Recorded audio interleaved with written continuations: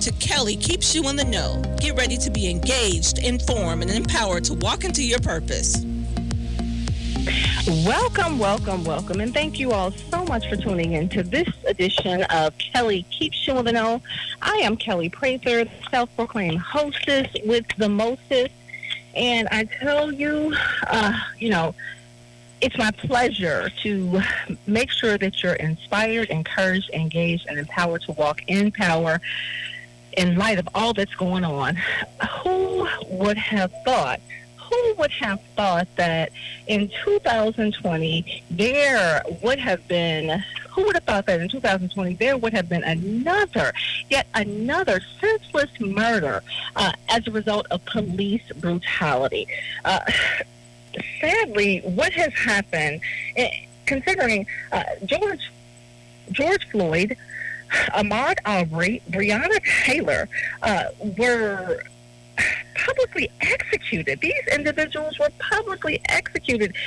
The frustration is justifiable when you look at the fact that individuals from all walks of life, all over not only all over the country, but all over the world, are standing in solidarity and saying that enough is enough. When I think I turned to the news and London is standing in solidarity, I'm like, look, this should be a wake up and a shake up call that America has done enough, and we need change. Now, let me also say that it warmed my heart to see law enforcement officers, sheriffs from around the country, here locally. Sheriff Jim Neal, the Hamilton County Sheriff Jim Neal, took a knee, standing in solidarity, or taking a stance in solidarity against institutional racism, systemic injustice, and police brutality. So I want to send a very special shout out to Hamilton County Sheriff Jim Neal. I also want to send a very special shout out to his deputies. In addition to Cincinnati Police Chief Elliot Isaac.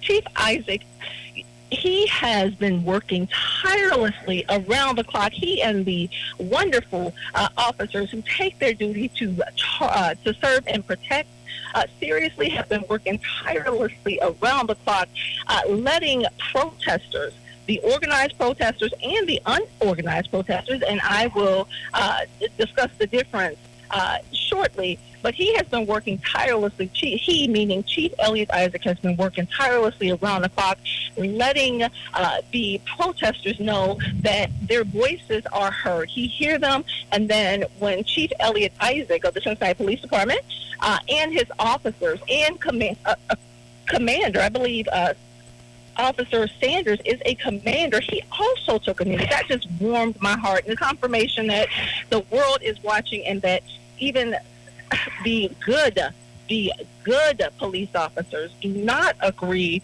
with what is taking place. Now, I did open up the lines, and I said that if anyone wants to call and just talk a little bit about how they feel, you're more than welcome to call in today. But I know that for the most part, individuals who don't get paid to go and protest are probably at work, and you don't have the opportunity to call in. But just know that here at Kelli Keeps You in the Know, we care about righting the wrongs. We care about social justice issues. We care about making sure that your civil rights and your human rights are protected. And so it warmed my heart. It did my heart well to stand with the Cincinnati NAACP, the Cincinnati Black United Front, the Black Lives Matter movement, and also the owners of Black-owned. I know that there were also some small businesses there.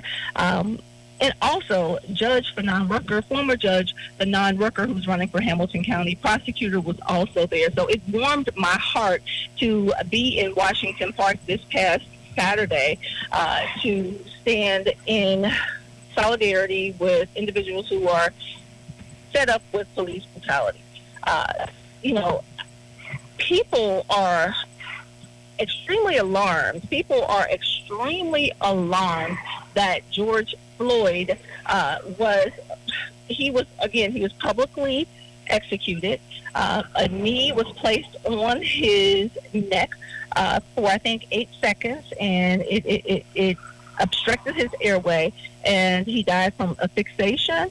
But also, Breonna Taylor, who was, she was served. They didn't even serve her a warrant. They just went into her house with, I think it's called a battery ram, and executed her in her home. And then also Ahmaud Arbery, who was publicly executed by the three gentlemen, and I'm using that term loosely, the three men in South Georgia. Now, Ahmaud Arbery, of the three public executions, Ahmaud Arbery was the only one who did not suffer from his death, or he was not murdered because of police brutality. However, these individuals who took Ahmaud's life were cold, callous, racist, and there's no other way to describe their character. They were cold-hearted, callous, racist who felt entitled, and in this heightened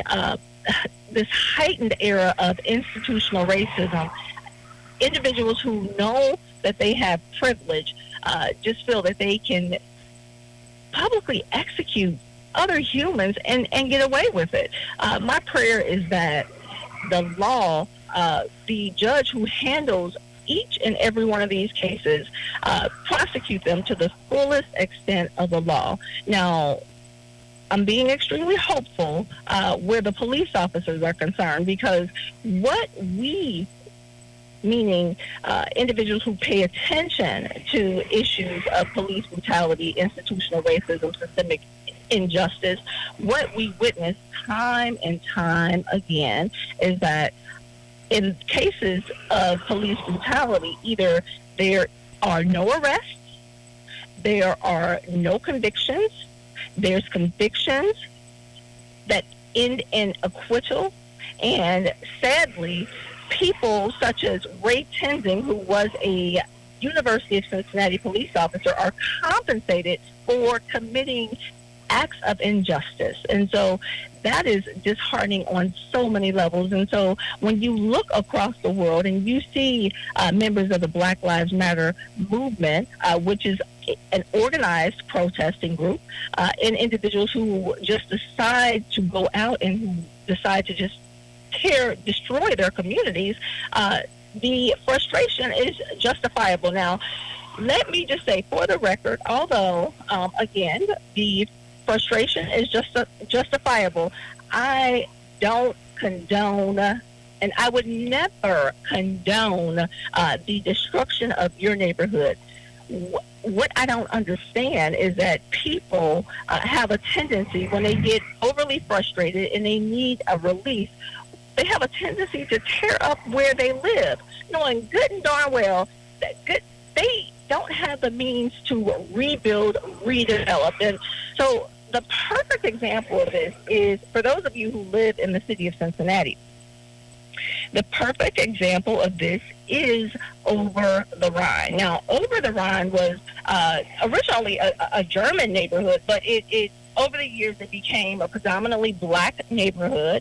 Individuals lived in the West End during the riots of 2001 after Timothy Thomas, the 15th black man who was murdered by Cincinnati police officers. And so for those of you who are not from the city of Cincinnati, and you're not aware of the fact that Cincinnati has been experiencing police brutality or the public execution of black men and women for years. So between 1995 and 2001, 15 black men were murdered in the city of Cincinnati. And in 2001, Timothy Thomas was the 15th black man who was murdered. After Timothy Thomas was murdered, people were living. people were livid. People were saying enough is enough. They're not listening to us. That was the era of former police chief Stryker. I remember going down to District 1 and, just hoping and praying for the very best outcome and engaging in a peaceful protest with the Cincinnati Black United Front that was spearheaded by Reverend Damon Lynch III, the proud pastor of the New Prospect Baptist Church, and Iris Rowley. And I remember sitting on Central Parkway and having the police stand around in the same fashion that they're standing around now with the protesters and feeling intimidated. As a young African-American woman, just feeling intimidated, lost, hopeless, helpless, and just in a total state of despair, especially since so many of the African-American men who were murdered, the black men who were murdered, resided in the West End. For instance, Kerry Williams, he was a friend of our family. Timothy Thomas was a friend of my nephew. Roger Ormsby. I mean, the list goes on and on. And so just imagine being a young African-American woman and having friends publicly executed and just feeling a sense of hopelessness, helplessness, and despair, and sitting on Central Parkway and having to stand amongst or having to sit when you have officers who the attitude and their dispositions were just like really guarded and really, I mean, they were really strong and like they felt that they had the right to do this. I mean, just imagine how I felt. Now, I was an adult. And so just today, or a couple of days ago, just imagine how those 14-year-olds, I hear that there were 14-year-olds who were standing basically in the same location at District 1, and they were hurling bottles at police officers. Just imagine the confusion that they're experiencing with the outrage of the entire world. Now, again, in 2001, after Timothy Thomas was murdered, there were protests. There were people in major cities who were taking a look at Cincinnati and saying something definitely needs to happen. But as a result of George Floyd's murder, Ahmaud Arbery's murder, Breonna Taylor's murder, and so many others, people across the entire world have said enough is enough, and they're standing in solidarity saying we have to do something about this. And so we've heard a lot of discussion about reparations. I think that these incidents and the fact that you have well-intended law enforcement officers, you have high-ranking politicians, you have attorneys who are saying something has to be done. Something has to be done because the institutional racism, the systemic injustice has gone overboard. I really think that this is the segue into changing the world as we know it, especially the laws related to how an individual who is in police custody is accosted or treated. And it's well overdue. And so, again, I understand everybody's frustration. At this point, my concern is that there's been so much destruction across the nation that we need to really, really challenge our actions or challenge how we're approaching the situation. And although, again, I'm a social justice advocate and civil rights activist, I am calling for peace, and I'm saying that we need to put a moratorium on the destruction because at the end of the day, like OTR, you tear up your neighborhood, you tear where you live, you don't own those parcels. Those parcels will be rebuilt. There will be federal funds applied to redeveloping that community. And guess what? It won't be for the people who live in the community. And so at the end of the day, if you destroy where you live, just know that you only have yourself to blame when you can't move back into your space. And so, again, I'm deeply hurt. I'm a black woman. I feel the frustration and the pain that everyone else is feeling.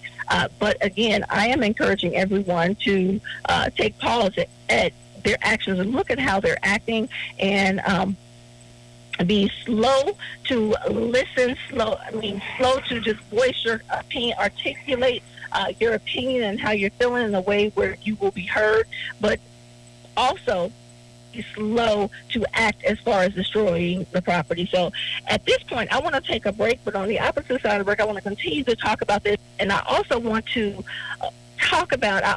discuss the difference between the organized protesters and just the unruly people who are frustrated, who need that healthy outlet. So thank you for listening to this edition of Kelli Keeps You in the Know. I'll see you on the other side of the break. Sincere Incorporated Home Healthcare Provider Management Services is a proud sponsor of Kelli Keeps You in the Know. If you want to become an independent provider or home healthcare agency provider, let us help you be the boss. Give us a call today at area code 513-968-0997. That's area code 513-968-0997, or visit our website, F as in Frank, ACP as in Paul, R.com/provider MGMT-SVCS, or email sullivanandsullivансba@gmail.com. That's sullivanandsullivансba@gmail.com. Let Sincere Incorporated Home Healthcare Provider Management Services help you be the boss. Attention consumers. Are you in need of quality healthcare services that not only meet but exceeds your expectations? Well, try Enhanced Healthcare Solutions. At Enhanced Healthcare Solutions, we pride ourselves on providing quality, culturally competent care that, again, meets your needs. Enhanced Healthcare Solutions will provide services in the comfort of your own home, where you can relax and be in charge of your care. Whether you're recovering from surgery, injury, or just in need of in-home assistance, we at Enhanced Healthcare Solutions will accommodate all of your needs with quality care and an excellent staff of professional service providers. Some of the services we provide include nursing, physical therapy, occupational therapy, and skilled home health services. Enhanced Healthcare Solutions knows firsthand the importance of home care. We promise that our clients will be satisfied with the quality of care that is provided and exceeds the expectations of the healthcare industry. At Enhanced Healthcare Solutions, we take pride in serving our clients in the greater Cincinnati area and surrounding counties. When you make your selection for home health services, let Enhanced Healthcare Solutions be your first and only choice for the quality of care that you not only need but deserve in the comfort of your home. Enhanced Healthcare Solutions is where quality meets care with dedication and commitment. Give Enhanced Healthcare Solutions a call today.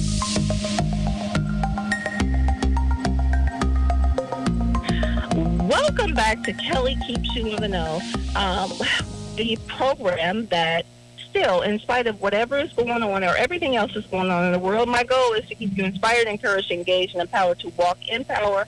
And that power is, the power that I'm referencing is the power that is invested or endowed in you by our Heavenly Father or by your higher power.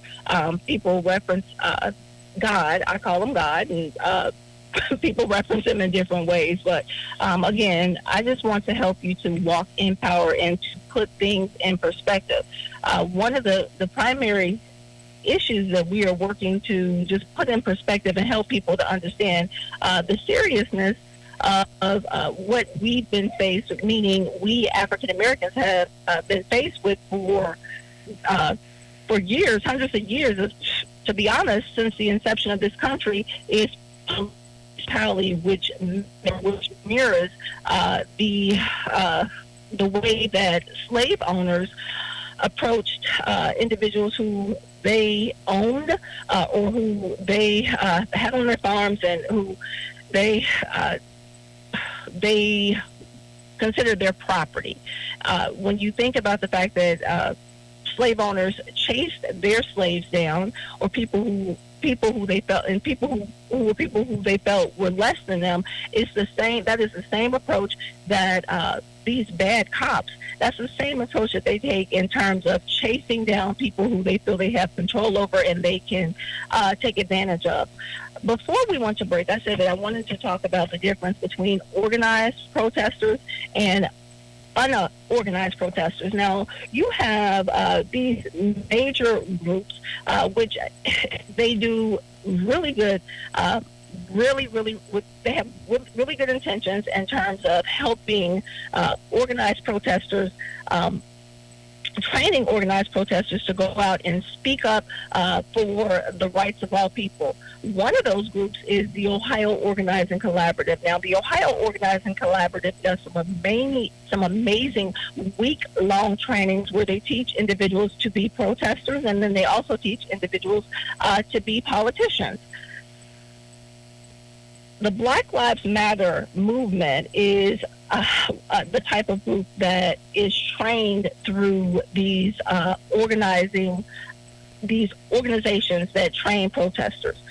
Sadly, what has happened is you've had these unruly organizations that come in and they infiltrate the peaceful protests, and they're destructive.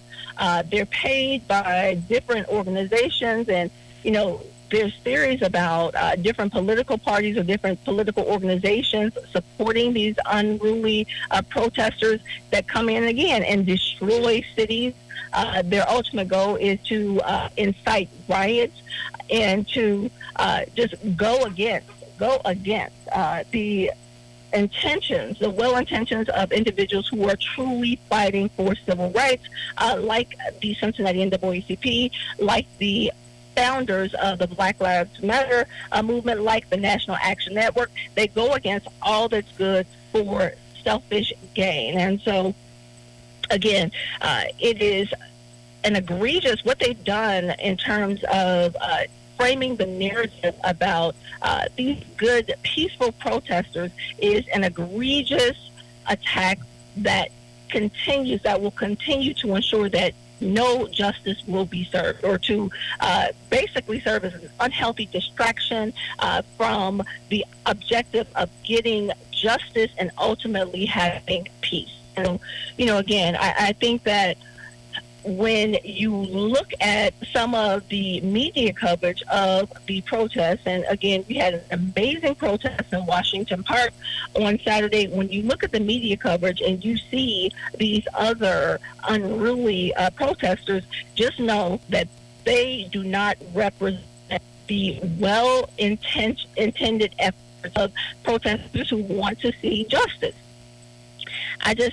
My heart aches when I look at the fact that you got people down there who are just trying to get individuals to come to the table, to have an open dialogue, or to see and witness that people care. People like Chief Elliot Isaac and Sheriff Jim Neal, who took a knee in solidarity against police brutality. But when you have these individuals who come in and who work counteractively and destroy those efforts, it just takes away from the movement. But, again, I think I stated this before the break. My prayer is that, although I doubt if the protests will cease and desist for now, I believe that it would be in the highest and best interest of the country for people to just take pause at just getting out there and making matters worse. Here in the city of Cincinnati, the mayor of Cincinnati has implemented a curfew, a citywide curfew. Before it was 9 o'clock, now it's 8 o'clock, because these protesters, again, and I don't want to say it was I don't want to blame it on the well-organized peaceful protesters. These protesters who have hijacked the peaceful protests have made it all bad for everyone. And so what took place over the Rhine in Cincinnati was terrible. I mean, I know that the Black-owned coffee, or Black Coffee, that business, a small business, that small Black business, it's not like it's a major corporation. It was negatively impacted. And so, the gentleman from the Black-owned store, Black-owned clothing apparel, they built their business from the ground up. And so what's happening is these people who are coming in and who are taking over the process, taking over the protest and being unruly and destructive, they are destroying the smaller businesses. They're not going after the major corporations who, if you go after these corporations, these are the individuals who will sit down at the table and negotiate and say, well, how can we be of assistance to improve the quality of life or to ensure that we implement policies that will reduce the chances of police brutality or acts of police brutality occurring again. They're going after these unruly infiltrators are going against the small businesses. And so, when you look at other stores, I think that several other small businesses in Over the Rhine were attacked. Your heart goes out to them, and it kind of puts things in perspective that these people are not doing anything. They're not acting in a way that's productive. They're acting in counterproductive ways and hurting, again, the low man or the low businesses on the totem pole. So I pray for peace. I pray that if we have to continue to protest, and so many people have said, well, how long do you think these protests will last? How long do you think these protests will last? Honestly, I think that the protests will last until the other two police officers are charged and arrested. Now, the main culprit, the officer, and I don't even want to give him credit or add power to him as a person. I'll just say the officer who murdered George Floyd, the primary officer, has been arrested, thank God, but there's still two officers out there. And so I'm inclined to believe that the protests will continue until these officers are arrested. Again, I get it. I'm a black woman.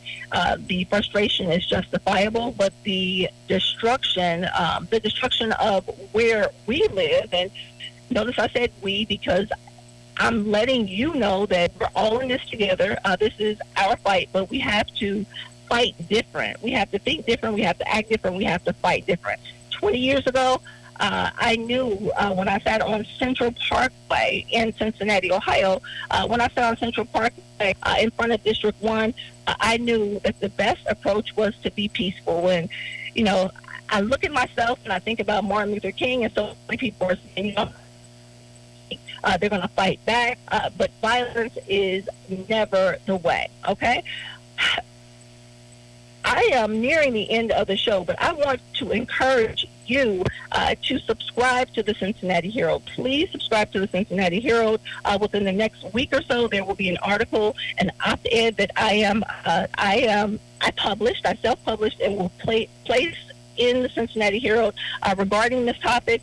There have been some other amazing articles that you should that I think that you would really appreciate in the Cincinnati Herald. A subscription to the Cincinnati Herald is only $30 a year. You'll always get opinion pieces from myself and some other people who really care about the quality of life of citizens not only throughout the city of Cincinnati, but throughout the nation. So subscribe to the Herald. Continue to take part in the virtual town meetings that are being offered and empowered by the Center for Closing the Health and the resource COVID community to pay attention to what's on there. Join the African American Chamber because, as I said, small businesses are being impacted not only by COVID, but now these protests, and we have to work to create the changes that we need to see and protect the low to moderate income communities and small businesses. So as you can hear my voice, this is a trying time for me, and I am deeply affected by it. But remember to keep the faith, and just know that if God will bring you to it, he will bring you through it. And just remain optimistic. Just love on someone. Let people know that we hear them, and we just want the best for all. But at the end of the day, it's about just trying to be peaceful, live peacefully among your brothers and sisters. As always, I leave you with grace, faith, and peace. Continue to watch me on Catching Up with Kelli on Spectrum Cable TV and Cincinnati Bill Optics. Follow me on Facebook, Instagram, Twitter, and stay tuned for the all-new website for KelliPrather.com. As always, I leave you with grace, faith, and peace. God bless. You have a wonderful day, and goodbye.